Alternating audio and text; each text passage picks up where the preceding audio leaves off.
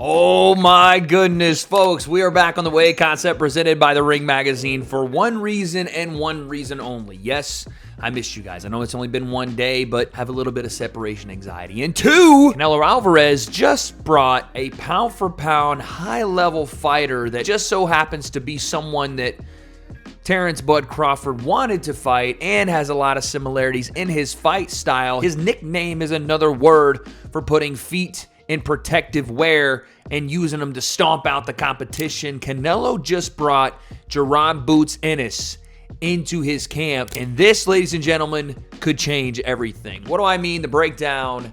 Let's go. So earlier today, it was reported that Jaron Boots Ennis has joined the camp of Canelo Alvarez. I don't know if this was for a day. I don't know if this was for the rest of the week. I don't know if he's been there for a bit, but this is a big deal because not only did he come in and train with Canelo, it looks like some sparring went down, as you can see here, posted by the Ring Magazine, Canelo and Boots Ennis standing there together. By the way, Boots Ennis looks bigger than Canelo in this picture. And we all know that Canelo's not a massive 168-pounder, but Boots Ennis at 147 was having trouble making the weight still, is going to 154, just so happens to be the two weight classes that Terence "Bud" Crawford just came from, 147 to 154. Boots has a fight coming up soon for his debut at 154. You have to think sooner or later he's going to be grabbing a belt because he's in a title eliminator coming up anyway. But again, it's very interesting because we all know how good Boots Ennis is, and it's interesting for a couple of reasons. Number one, you look at this picture, and Boots Ennis is a monster. I can see him going to 160 pounds and still doing very well. I think he's going to do great at 154. But the question you have to ask yourself is why? Why would Canelo bring in Jaron Boots Ennis? And it's not just because Ennis is a great boxer. It's not just because Ennis fought at the highest level of 147 and is going to be at the highest level of 154. So he's a smaller guy that Canelo can use in camp to see how a smaller guy of this era moves, as Canelo has maybe not had as much experience with that since moving to 168. Usually he's the smaller guy fighting some of the bigger guys. But that's not all this is. This is a message that Canelo is looking to replicate exactly what Terence Crawford has in his arsenal, has in his tool set, because everybody has wanted to see the Boots Ennis versus Terence Crawford fight because it's a stylistic matchup that is very interesting. Both guys fight out of both stances. That's right. Boots will fight out of southpaw and orthodox. Both guys are very good using their defense to create offense. Boots, one of the best at Philly shelling, catch countering, being able to do it out of both stances, has a beautiful check hook out of southpaw. As orthodox fighters throw their left hook, he comes over the top with his. And why would Canelo be looking for someone that could throw a beautiful lead hook and a backhand as a counter punch, rolling with their defense back to their offense? Oh, wait, because that's what Terence "Bud" Crawford does so well. Boots is explosive. He's got great counterpunch timing. He's got good awareness. His feet are good. He can walk you onto punches. He can lead the dance going first, not just looking for his counterpunches, but underrated, I think, in his aggression to lead the exchanges. This is a perfect get for Canelo. And I'm not even trying to play the one side or the other. Canelo fans, Crawford fans, you're going to think whatever you want to think. But the reality is, getting this kind of sparring is a massive deal for Canelo. It's going to give him probably the best look you could get for Terence "Bud" Crawford outside of sparring Terence "Bud" Crawford. I can't understate how important even just a couple of days working with Jaron Boots Ennis is going to be for Canelo, just to see a bit of the tempo, a bit of that switching of stance, because let's be honest, there's not many guys that Canelo has fought that have fought out of both stances and done it as fluidly as Boots Ennis or as Bud Crawford will do in their fight. So yeah, I can't understate how big of a deal this is. And I even saw people online today, again, I don't like to play the whole back and forth fan thing, but you saw people, even Terence Crawford fans, admitting that this makes them a little nervous. And we just came off the back of me breaking down some of Canelo's training footage from a couple of days ago. And now that I look back on that, you know, how many boxers are going to put out footage that they don't want people to see? And as much as Canelo is just going to do whatever he wants, like he clearly doesn't care what goes out if it's something that can be controlled. He's obviously not showing sparring, but like mitt work and other stuff like that, he doesn't care. But did Canelo sandbag me a little bit? And everybody in that media workout to show just what he wanted us to see without really giving any big time details, because off the back of that media workout where he showed a little bit of kind of some methodical movement and kind of plotty flat feet and cross stepping and his footwork not really being super crisp and the punches not being super fast. Off the back of that, right, just sandbagging a little bit, he drops this freaking bomb on us with Boots Ennis. And them training together, like I said, it can't be understated. And what we're going to do now is we're going to take a look at this video to see what the work looked like. Again, keep in mind, Canelo is going to show us what he wants us to see. And the people around Canelo, the Boots Ennis camp, which this video comes from, are also going to do the same. They're not going to disrespect him by putting out footage he doesn't want people to see. So let's take a look at this, and we'll see how Canelo looks and if there's anything we can take away from it. Beautiful. Canelo on the Cobra bag, looking just fluid, looking a little more bouncy there. His steps looking a little bit more crisp. And then they go to Boots out of the orthodox. I mean, Boots is just, he is huge. For 154 pounds, that dude has to be walking around at 170 to 180 pounds. He's massive. I understand now why he can't make 47. I get it. So there you go.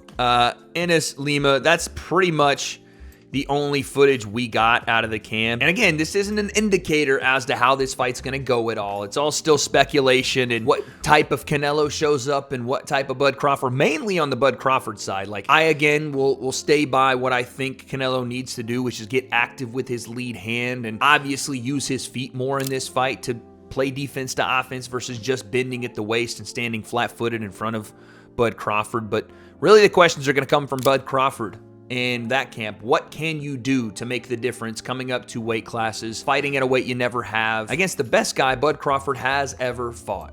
And Canelo has fought everybody, but this is clearly the biggest test for Bud Crawford. And obviously the size is a part of that.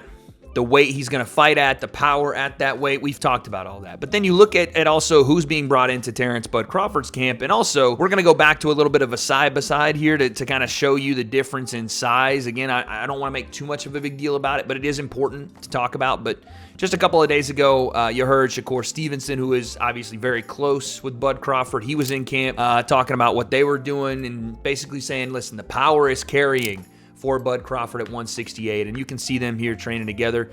And someone posed the question, which was better to have in camp for either guy? Was it better that Bud had Shakur Stevenson in camp? How much work could he get from a guy that's a 135-pounder to replicate Canelo, or just to give him a look and give him any sort of work, compared to having someone that isn't necessarily a one-by-one carbon cutout of Bud Crawford, but does do a lot of the same things. Him and Boots have a similar style of fighting, and I think Boots may even be a little bit more well-versed out of both stances than Bud is. Bud will, I think, switch stance, but mainly wants to operate out of southpaw, especially against Canelo. I have to say, to me, as much as I love Shakur Stevenson, for this fight specifically, the best work that Canelo could get, really out of anybody you could bring in that I'm thinking of, is Boots. This is probably the best work you could get to prepare for Bud. And when you see us stand side by side, you see two thick boys. I know, full pause, but look at this, man. Canelo, jacked up. Boots, even fucking bigger, jacked up. And then we go to the next page and you see Terence Crawford, who again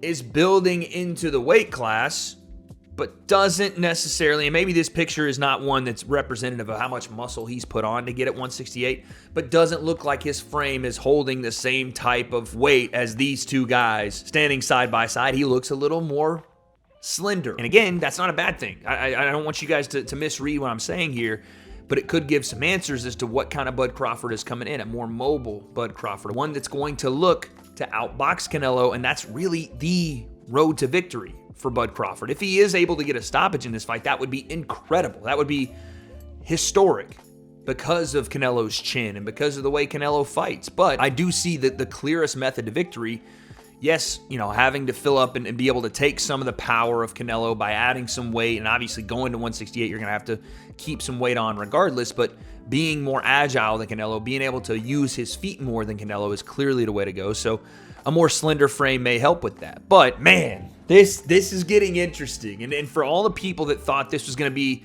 Bud Crawford's too skilled, too slick, and Canelo's somehow too old to people, they're like, he's too old. He's past it because he hasn't stopped anybody at 168, because yes, his performances have not looked as great over the last 2, 3, 4 years as they had in the previous years and throughout his career. But Terence Crawford's older than Canelo Alvarez. Terence is 38, Canelo's 35, I think. And listen, Bud Crawford has been dominant throughout that stretch. It doesn't look like age has caught up to him much. Maybe the Madrimov fight if you want to go there. But the narrative has kind of been like, Canelo's not got enough skill, whatever. And then I watched as the online community today, which maybe I shouldn't be reading too much of that, but they flipped, or at least they went, wait a second, he brought in Boots Ennis? Okay, now this may change my mind a little bit, because of course, that's a massive bring to camp, but also it shows you that Canelo isn't just going into this fight saying, I'm going to be Canelo Alvarez that I've been over the last 2, 3, 4 years, that's going to walk into this thing, try to walk my opponent down, throw almost exclusive power shots, try to tire you out, and then knock you out late, which hasn't happened, right? He dropped Berlanga, couldn't stop him. He dropped Munguia, couldn't stop him. He hurt Ryder, couldn't stop him. Like, lost to Viejo for trying to do the same thing. That hasn't worked as far as what Canelo usually does, which is get him out of there. Sure, he's continued to win fights, but fighters are starting to get hip to it. William Skull just ran around it, didn't stand still, so Canelo couldn't really get those power punches off. So he thought Canelo was just stubborn and saying, okay, well, I'm just going to keep doing it the way I've been doing it because it's easy work, blah, blah, blah. You're wrong. There's clearly a renewed motivation in both Terence Crawford and Canelo Alvarez. And this move for Canelo to bring Boots Ennis in and at least get a day's worth of work, just to get a look at someone switching stance, just to get a look at someone being able to protect themselves and counter and be just as good as an orthodox fighter as they are as a southpaw. A guy that does represent 154 pounds and is going to have agile feet, can walk you onto shots, can get aggressive with you, can cut angles. I mean, you can't ask for much more than that. And that is why I am fired the fuck up for this fight, because a remotivated Canelo Alvarez, a guy that has done everything in this sport, like, I don't question the motivation of Terence Crawford, and I really shouldn't question the motivation of Canelo Alvarez, but when you started to hear him wanting to fight Jake Paul, and then the William Skull fight was like, that didn't look like the best version of Canelo, and then they announced this, I needed to see a switch. I needed to see him tune back in to the Canelo that still was on a mission coming to 160 pounds and even to 168 pounds, trying to become an all-time great. Now he's already an all-time great, and you wonder what else motivates him to keep going in this sport. Hell, I asked him that question right in front of his face. Why keep doing this? You've done everything you need to. And again, it may be me overstating things, but when I see this, as much as we don't know going into the fight, and fighters are going to keep things as much of a mystery as possible, not just so the public can speculate on it, not just so we have something to wonder about and to tune in to see, but because they don't want to give up more to their opponents, because they don't want their opponents to know more than they're supposed to. But again, how did I start this video? Canelo Alvarez is going to show you what he wants you to see. Terence Crawford is going to do the same thing, but I don't question the Terence Crawford motivation, because this is the biggest fight of his career. This is the historic fight for him. Becoming 3-division undisputed is the story. For Canelo Alvarez, you fought everyone, you beat most of them, you became world champion in so many different divisions.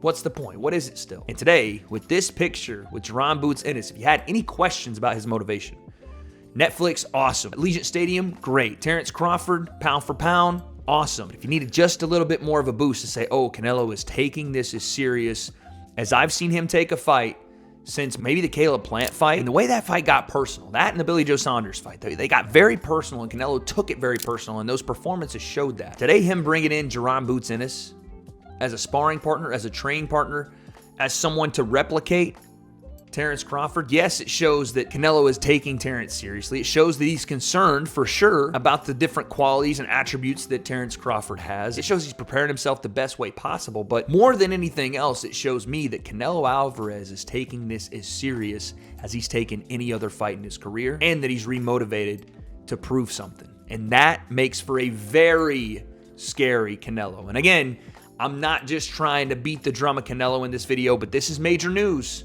so we had to cover it. Make no mistake, I think Terence Crawford is working his ass off right now. I think Terence Crawford will be in the best shape of his career, the most prepared of his career. Having to fight against a ton of odds, moving up in 2 different weight classes, doing so against a guy younger than him, that has more accolades than him, that has more experience in big fights than him, that has fought everyone and done everything in this sport. All things are against Terence Crawford here, so don't get it mistaken. I do believe Terence Crawford, if he's able to win this fight, this is a more historic victory for him than, of course, it is for Canelo. But it's also why I don't question anything about what Terence Crawford's doing. It's also why I know he's getting prepared for what Canelo brings. I just wonder if it'll be enough. because you guys know my prediction right now. I'm leaning Canelo via a late stoppage, and him training with Jaron Boots Ennis almost makes me more convinced that sooner or later, in between the switching of stance, in between a little bit of those angle changes and Canelo trying to track him down, at some point Canelo will find his target. And if Bud can't stay mobile and, like I said, looking as slender as he is,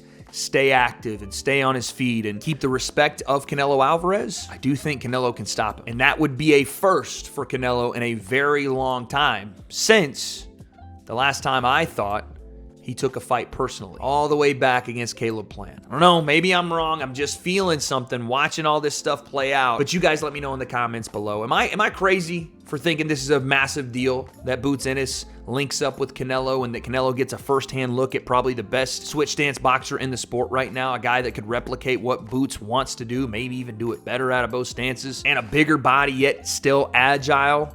I think it's a big deal. So I want you guys to let me know. Canelo fans, you got to be hyped about this. Tell me why in the comments. And Bud fans, are you sweating a little bit? If so, if not, tell me why down below. But what happens on fight night? Will this link up with Boots this close to the fight mean that much for Canelo? Could he figure out Boots in this spar, or will he be able to figure out the puzzle that is Terence Crawford on fight night? And can Crawford defy the odds, move up in weight, and secure an historic victory? I don't have those answers yet, but folks, I am pumped.